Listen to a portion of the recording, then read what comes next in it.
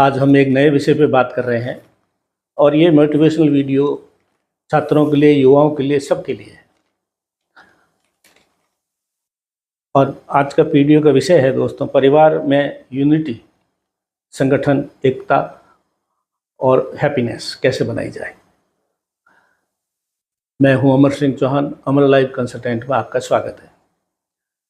इसमें 5 पॉइंट लेके चल रहे हैं हम कि किस प्रकार से किस रिश्ते को कैसे निभाना चाहिए जिससे परिवार में खुशी हो, एकता हो और आगे सबको सीखने के लिए मिले। यही विषय ले रहे हैं। पहला बिंदु है दोस्तों, माता पिता का अनादर कभी नहीं करें।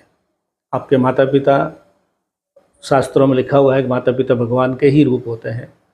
तो ये दिखते हुए भगवान है। जो माता पिता है वो दिखते हुए भगवान है, वो दिखते हुए देवता है। उनका कभी अनादर नहीं करें। उन्होंने कितने कष्ट उठा के उस वक्त आपको पालन पोषण किया जब सुविधाओं की कमी थी, पैसों की कमी थी और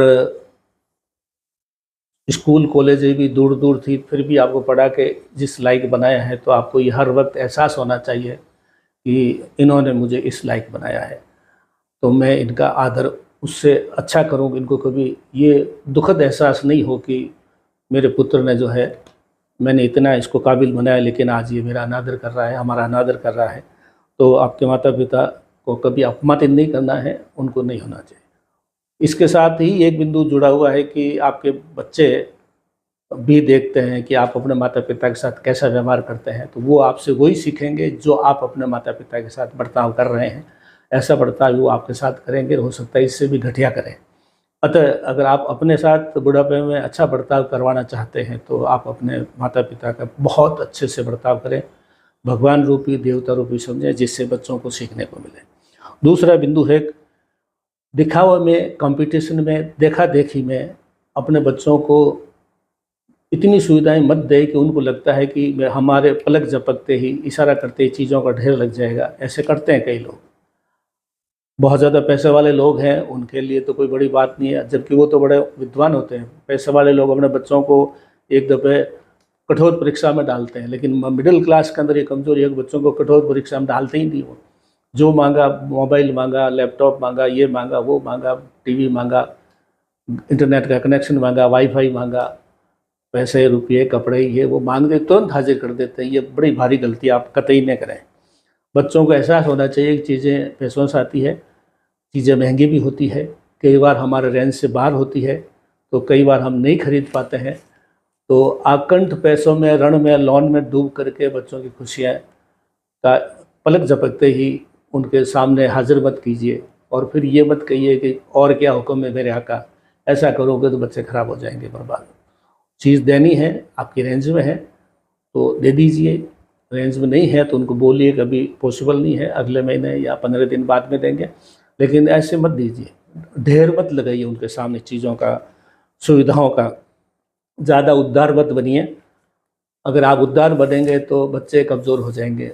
वो हर वक्त जो है, आप शक्तिशाली माता पिता बनिए तो बच्चे भी शक्तिशाली बनेंगे। आप मेहनती बनिए, बच्चे भी मेहनती बनेंगे। तो देखा देखी सुविधाओं का ढेर मत लगाइए।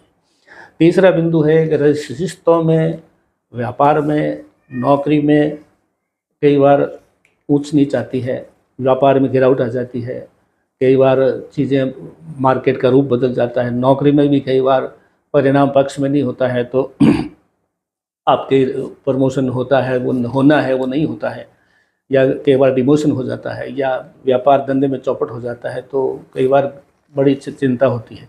लेकिन वो चिंता कभी घर लेके मत आइए। व्यापार, व्यवसाय, नौकरी की चिंता घर मत लाइए, घर की चिंता नौकरी के क्षेत्र पे मत ले जाइए।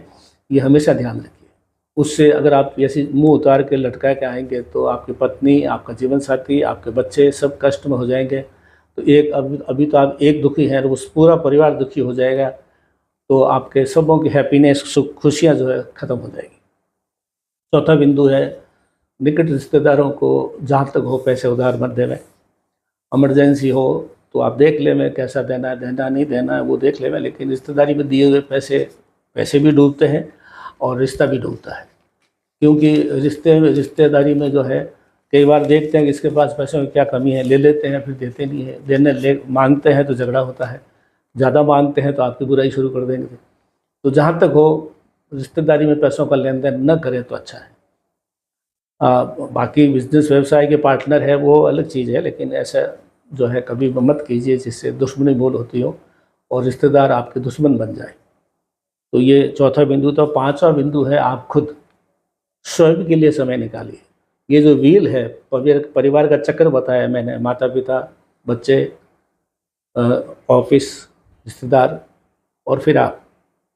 तो आप ऐसे पहिए की धुर्री है जिसमें भी ग्रीसिंग होना ज़रूरी है, क्योंकि कई बार नौकरी में भाग दौड़ में ऐसा चिंता हो जाती है, वो चिंता निकलती नहीं है। तो आप कोशिश ये कीजिए कि हफ्ते में एक बार, महीने में एक दो बार अपने उन दोस्तों से मिलिए जो जिनको कोई मतलब नहीं है, आप अमीर हो गरीब हो, पैसा कम है ज़्यादा है, जो भी मिलो, हा हा हो ही वाला कार्यक्रम चलाओ आप, और खुल के मज़े लो, खुल के हंसो करो। और वहाँ अगर पॉसिबल हो तो आप उसमें एक दूसरे की दुख दर्द भी बांटो करो, ये भी ज़रूरी है। खाली गधे मत बनिए, घोड़े बनिए। तो घोड़े बनने के लिए आपको मस्ती भी करनी पड़ेगी, दिन में, महीने में एक बार दो बार, हफ्ते में, जैसे भी आपको सुविधा हो। लेकिन अपने लिए भी, अपने जो व्हील रूपी आप घूम रहे हैं, उस व्हील की धुरी आप हैं, उस धुरी के अंदर चिकनाई ग्रीसिंग होना जरूरी है, वरना धुरी काम नहीं करेगी तो बाकी वाले रिश्ते कोई भी काम नहीं करेंगे तो ढंग से नहीं कर पाएंगे। तो आज परिवार की यूनिटी और हैप्पीनेस के बारे में हमने चर्चा की।